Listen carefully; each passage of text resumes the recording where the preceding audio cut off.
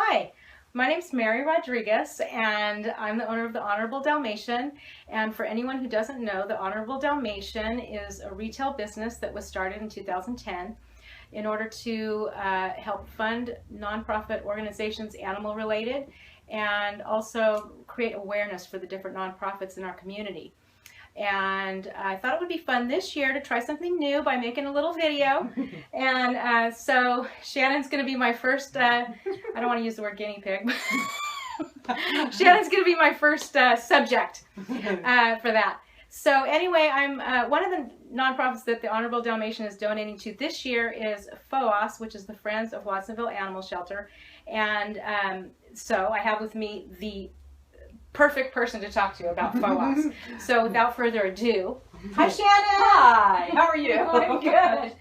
So why don't you tell me what FOWAS does first? Okay, so FOWAS was founded in 2002 because we needed to start a nonprofit that we could take in monies and that it wasn't going to be going into the city of Watsonville's general fund.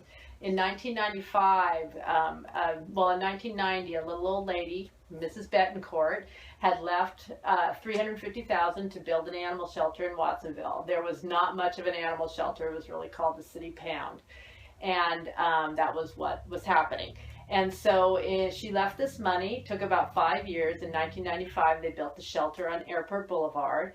And people, they had a place, you know, and it was a nice shelter and it was working for the city. And people were leaving money to the animal shelter, but it was sort of getting intertwined with the city. So it was best that we created a nonprofit. So we are all volunteers. We have no paid employees. And so basically we create this so all the monies that come to us go directly to the animals and to our program. So helping animals in the shelter that need extra medical care that the shelter can't provide.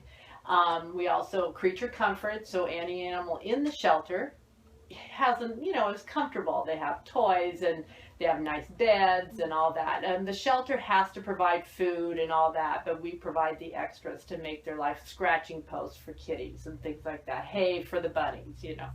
So, and then we also, our biggest program is the spay neuter program. And there's an ordinance now in this county, and it's been in the county a lot longer, but in Watsonville it came in 2004. And part of when Watsonville said the okay for that was they wanted us to help subsidize low-income families with spay and neuter. So we started our low-cost spay and neuter program for low-income families in 2004, and we were using the local vets.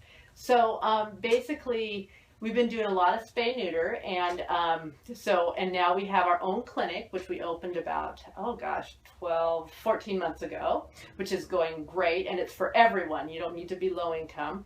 And then we also do some education out in the community. We don't personally, our board doesn't, but we have another gal who's a school teacher in Watsonville, and she actually has a humane education program she does.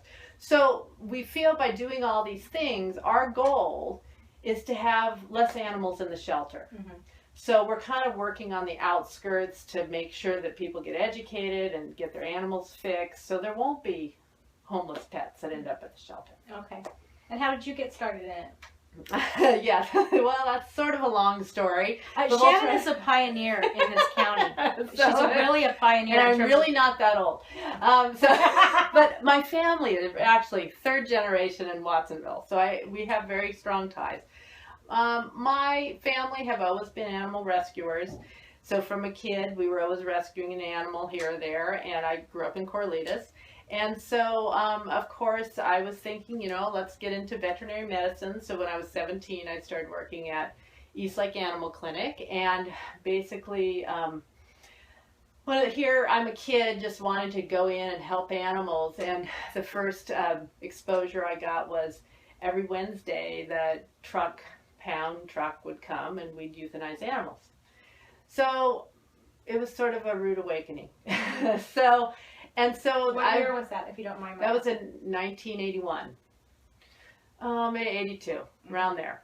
So it was kind of one of those things, it just felt like there had to be a better way. So at So I went ahead and became a vet tech and worked at different hospitals throughout my career, and always had my hand in the animal shelter in some way. And so when the money was left, my mom and I were at city council meetings, and when the animal shelter was run by the city, which they were until 2004, I would have to go in and help them with the animals because they were having a lot of people that weren't experienced running the shelter and didn't know how to triage the patients and things. So I'd go in and help. So I've just had my hand in it for many years, and I feel really, so it's been 30 years. I'm going on the big 50. So it would be really, it's really a cool thing for me now that we've opened our actual low-cost spay neuter clinic in Watsonville for everyone, that instead of doing triaging, we're actually doing prevention. Yeah. So it feels like a full circle to me. It really does. So I'm very proud.